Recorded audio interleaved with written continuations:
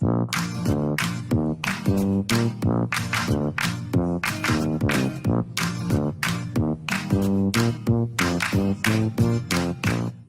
everyone, this is Minute with Madeline and I'm so excited to be bringing you again another video. Today I've invited our two principals from the middle school and from the high school, Dr. Maher and David Redmond, who are going to talk with us today about the secondary program.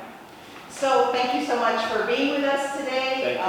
And really, I just want to say that I want to thank you on behalf of our community because of you, our children have been able to come back to school since February 2nd, and it's been just wonderful. I know they're thrilled to be back in school.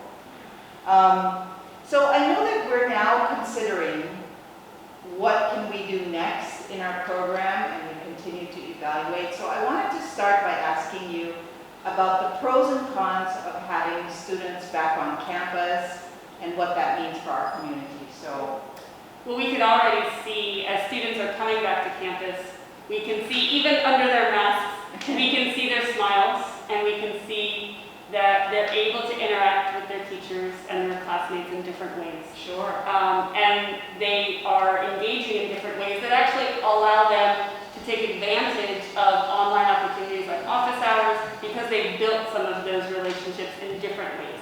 So that's definitely a positive that I've noticed since we've started back.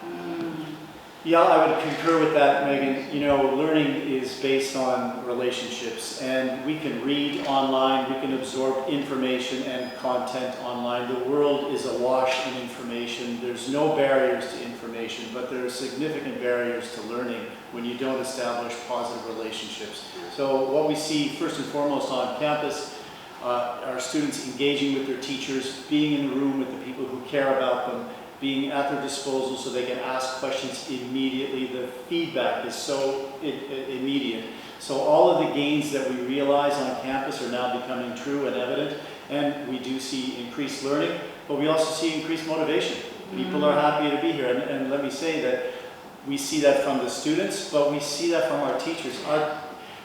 Whatever you may be hearing from students about how much they miss school is multiplied from our teachers about how much they miss being with their students. So these positive relationships that we're forging on campus are really the cornerstone of our success. Well, and let me just say that really I want our community to know that all of us, our teachers, our staff, our administration, we all would love to come back to campus more often. I know you feel the same way.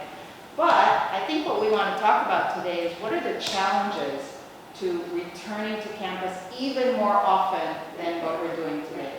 So, well, one of the realities in middle school and high school is that in order to provide the best learning environment, we want students to be able to continue to follow their individual schedules. So students change classes, they change teachers, and they change some of the cohorts of students that they interact with. That increases the chances that one case among a student group would impact the entire class or potentially even more. It's also for things like class changes that we have to be aware during class passing time, making sure that students continue to follow those health protocols. And so that's just an extra supervision that we need to work on, but just to maintain that health standard so that we can maintain that consistency of learning on campus.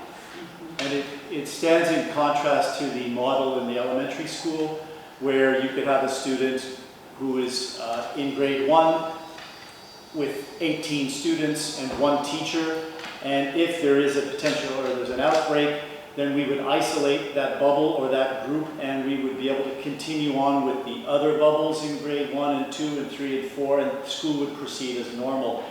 Given the same scenario in the middle school and the high school where we have an infection, we would be looking at quarantining an entire cohort, so up to 50 to 60 students and all the 7 or 8 teachers with whom that student interacts. And when it comes to having our teachers being isolated, that has an impact on all of the other grade levels as well. So what we have in the middle and high school are systemic threats to continuity of online learning or on-campus learning rather, and what we see is a heightened danger of any outbreak, where we would not be able to isolate the cases as effectively as we could do in the elementary school. So for these reasons, we proceed with extreme caution in a very conservative manner, and I think that what we can see now at 5 weeks in is a great deal of success in our learning model. So essentially what you're saying is that if we were to have a case of COVID among either our students or our teachers, the impact would be far greater than in the elementary school, Yes. where it's just a small cohort of one class. We would have to perhaps quarantine the entire grade, and they would be back to doing virtual learning at home. Right. That's right. So we share faculty and we share facilities. So that also adds to the potential contact among grades. For example, we have one teacher who teaches all 5 grade levels across middle school and high school. So those are just the realities and the complexity of that systemic concern that we have. We also think about the time of the year, because as we're approaching final assessments in grade 12 students, we have very little time to waste, and we have to be very careful to preserve it. If a specialized teacher right now falls ill due to COVID, it's highly, highly likely that we would not find a qualified replacement. And this would put at risk all of the learning that we've done in the 2 years in the IB program. And that is a high degree of risk to play with a child's education just before he or she is about to graduate. We understand that the risks are real, they are there. We want to have everybody back on campus as soon as possible, but we have to do so in a way that's responsible.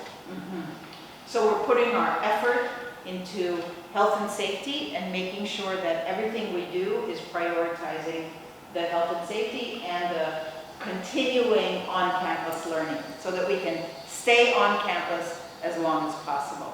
I really appreciate your time, and just so that our community knows, every week we meet and we talk about potential changes and what is possible to modify, and we will continue to do that based on the information that we're getting from local authorities, what's happening in the country, and what we know to be good practice for our school. So thank you for doing such a great job, and Thank you. thank you, everybody. That Thank you. was Minute with Madeline.